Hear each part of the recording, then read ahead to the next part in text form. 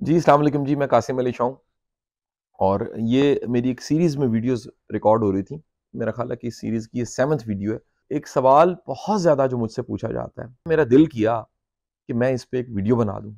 तो सवाल ये है कि पाकिस्तान में किस चीज़ का सबसे ज़्यादा स्कोप है? क्या ऐसा किया जाए जिसका स्कोप है?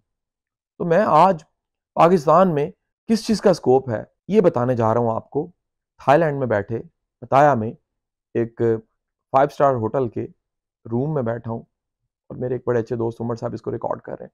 अब ये जो बातचीत मैं आपके साथ करने लगा हूँ, इसको ज़रा खुले दिल के साथ सुनिएगा, क्योंकि एक बड़ा प्रॉब्लम है कि जब भी कोई मैसेज या बातचीत हम सुनते हैं, तो फौरी तौर पे हम कहते हैं कि यार ये हमें तो उम्मीद थी कोई बिज़नेस का आइडिया होगा और शाह साहब ने तो बिल्कुल एक नए एंगल से नई बात कर दी है, हमने तो सोचा नहीं था। लिहाज़ा आपने सोचा नहीं था, मैं ये चाह रहा हूँ कि आप मेरे इस वीडियो को सुनने के बाद सोचें ज़रूर। मेरी कामयाबी ये है कि मेरी वीडियोज़, मेरे ब्लॉग्स, मेरी किताबें, मेरे टीवी प्रोग्राम्स जिनको आप देखते हैं, सुनते हैं, पढ़ते हैं, उनको देखने, सुनने, पढ़ने के बाद आप सोचें ज़रूर। यानी सोचने पे मजबूर करना, ये मेरी असाइनमेंट है, समझ लें। अब पाकिस्तान में स्कोप किस चीज़ का है? पाकिस्तान में सीखने का स्कोप है। लर्निंग का बेइंतहा कमाल का स्कोप है, क्योंकि हम सीखने में बहुत पीछे हैं।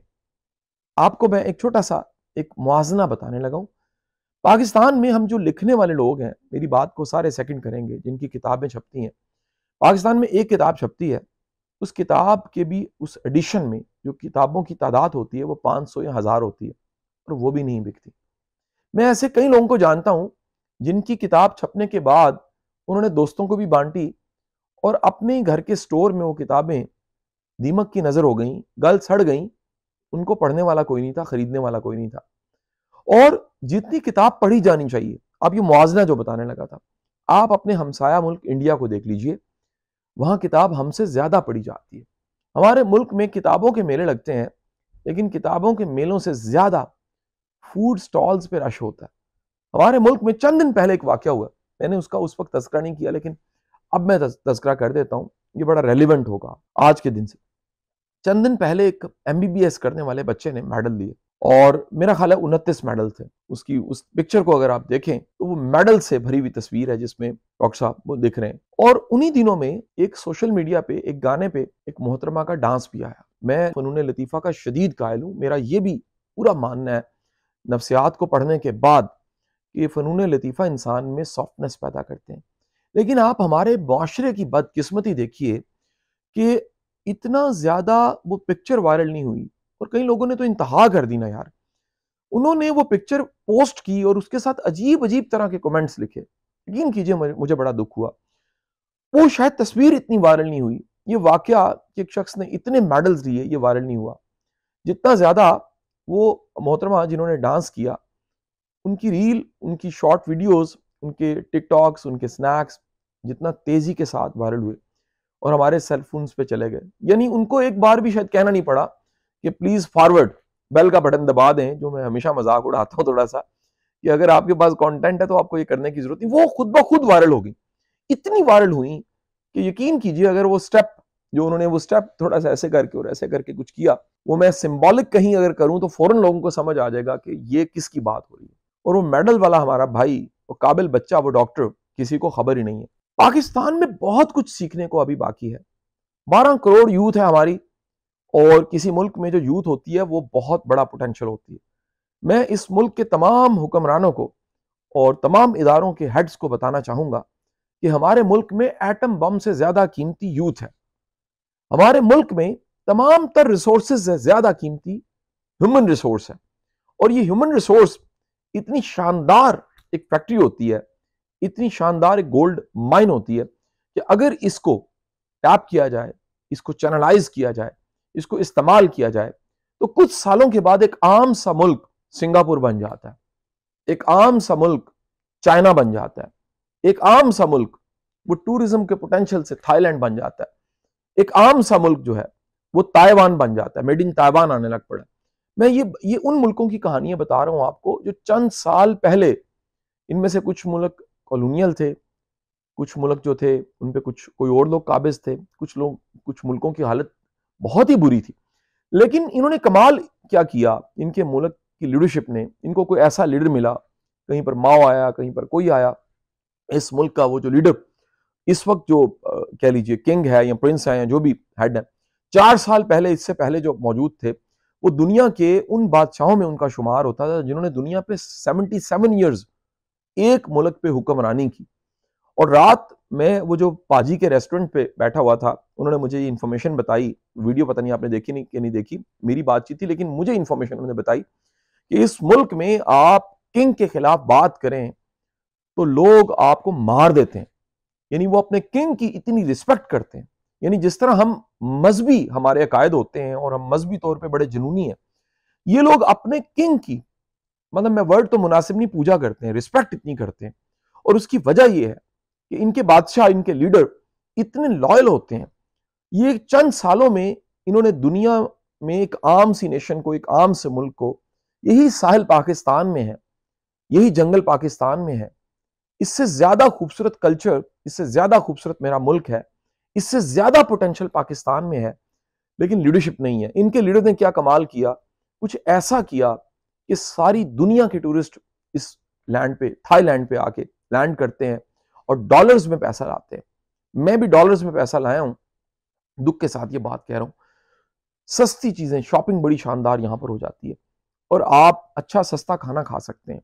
हमने इंडियंस रेस्टोरेंट्स को ट्राई किया, यकीन कीजिए इतना कमाल का खाना। और मैं कह के, जान के, मैं स्पेशली चला गया किचन्स के अंदर, मैं हैरान हो गया सफाई सुथराई देख के।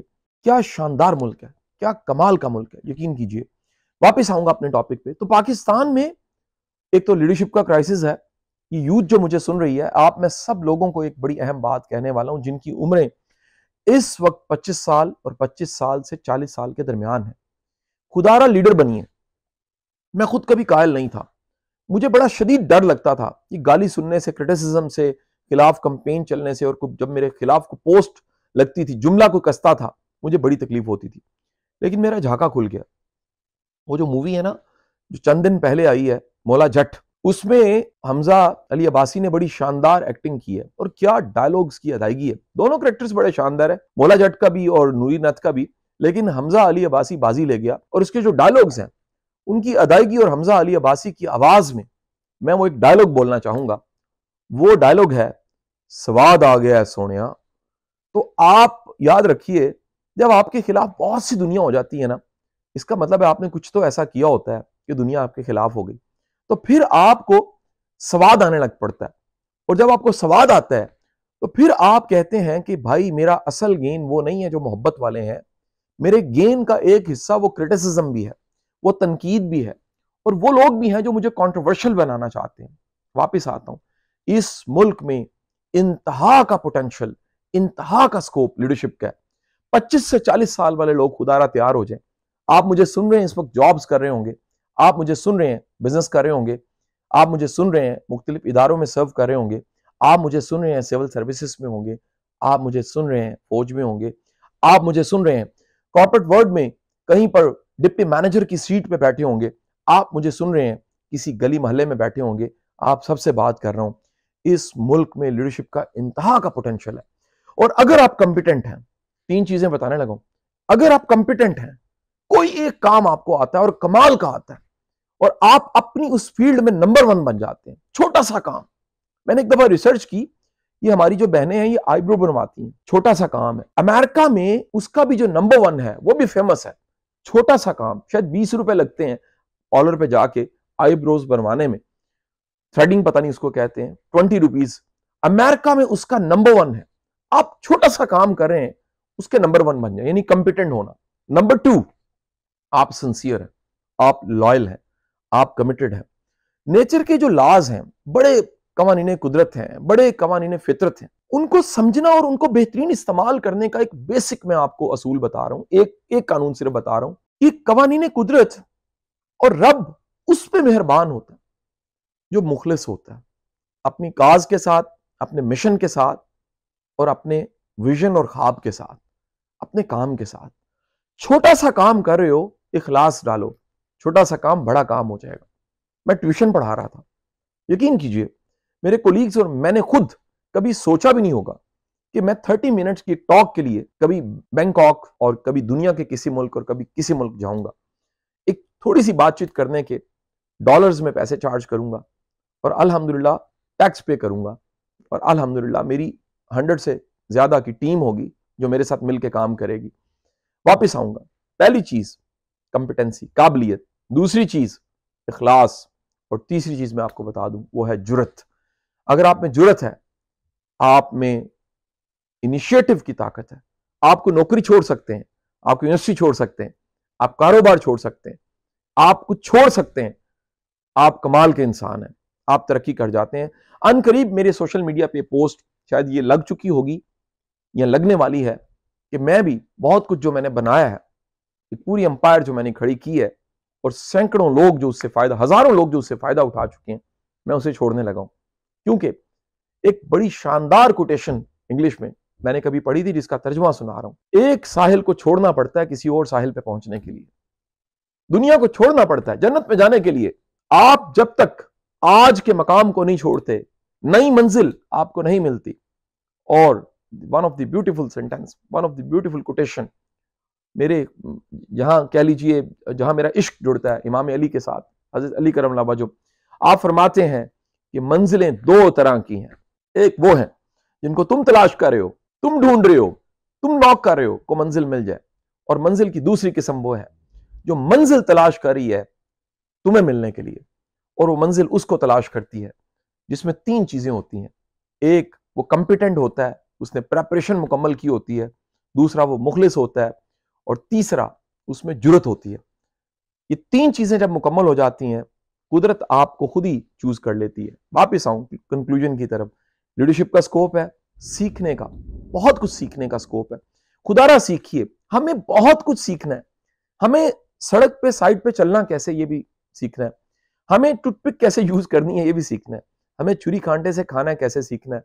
हमें एक होटल, 5 तारा होटल में जब कमरा बुक करवाना है, बुक करवाने से चेक इन करने, चेकआउट करने, ये सब कुछ सीखना है। मैं आपको एक छोटी सी मिसाल देना चाहूंगा। मैंने कल यहां आके एक नई चीज सीखी है, आपके साथ शेयर करने जा रहा हूं। एक जगह से मैंने जॉगर्स खरीदे और 2 खरीदे। एक मेरे बड़े बिलव्ड दोस्त हैं, उनके लिए खरीदे। नाम नहीं लूंगा और उनके प्रोफेशन का भी नहीं बताऊंगा। बड़े अच्छी पोजीशन पे अल्लाह ताला ने उनको मकाम दिया, बड़े मुखलिस इंसान। तो मेरा दिल किया कि एक जैसे 2 जॉगर्स मैं खरीदूं, क्योंकि वो भी वॉक करते हैं और मैं भी वॉक करता हूं और कभी कभी हम इकट्ठे वॉक करते हैं मॉल्टन पार्क में। जब मैंने जॉगर्स ले लिए तो जो पैसे बच गए, मैंने उस मोहतरमा को कहा कि ये आप टिप के तौर पे रख लो। उसने इनकार किया। उसने कहा सॉरी। अच्छा, मुझे जो समझ आई वो ये था कि ये लेना नहीं चाह रही, क्योंकि इतना बड़ा ब्रांड था जहां से मैंने वो 2 जूते खरीदे थे, वो लेना नहीं चाह रही। उसके बाद जब मैंने पैसे पकड़ लिए और स्लिप पकड़ ली तो उसने एक ट्रे वहां रख दी। ट्रे रखने का मतलब ये था, मुझे फौरन समझ आ गया ये बताना चाह रही है, उसकी लैंग्वेज को मैं समझ नहीं पाया। ये बताना चाह रही है कि अगर आपने टिप रखनी है तो खुदारा इस टिप को इस ट्रे में रख दीजिए। यानी एक टिप देने की भी तमीज और तहजीब होती है जिसको हमें सीखना चाहिए। ये जो हम अचानक ऐसे नोट लहराता हुआ दिखा के सरेआम लाहौर के किसी 5 तारा होटल में, कराची के किसी 5 तारा होटल में, इस्लामाबाद के किसी 5 तारा होटल में ऐसे करके किसी वेटर को देते हैं, यकीन कीजिए वो टिप नहीं होती, वो इंसल्ट होती है। और मुझे कल एहसास हुआ कि हमें छोटे छोटे मैनर्स को सीखना चाहिए। बड़ा कुछ सीखने को बाकी है। लिस्ट बनाइए, यकीन कीजिए मेरा सफर गांव से शुरू होता है, गुजरात के गांव मोइनुद्दीनपुर से, और वहां से सफर शुरू करके मैं आज के दिन तक यहां पहुंचा हूं। क्या नहीं किया होगा, यकीन कीजिए मेहनत ही मेहनत है। हाँ, मैं शायद उस मेहनत के मुकाबले में फजल और करम देखूं तो मेरी मेहनत थोड़ी थी, फजल और करम ज्यादा था। यहां तक पहुंचने में सीखना ही सीखना था। किसी बड़े को मैसेज कैसे करते हैं, किसी से बात कैसे करते हैं, अगर सेल्फी खिंचवानी है तो किसी से रिक्वेस्ट कैसे करते हैं, अगर कोई सेल्फी खींचने वाला आ गया उसे टैकल कैसे करते हैं, कोई मिसबिहेव करे वहां क्या करना है, आपसे गलती होगी है कैसे मानना है। खुदारा लिस्ट बनाइए लंबी सी उन तमाम चीजों की जो सीखनी अभी बाकी है, और सीखना शुरू कर दीजिए, क्योंकि लीडरशिप का स्कोप है, सीखने का स्कोप है।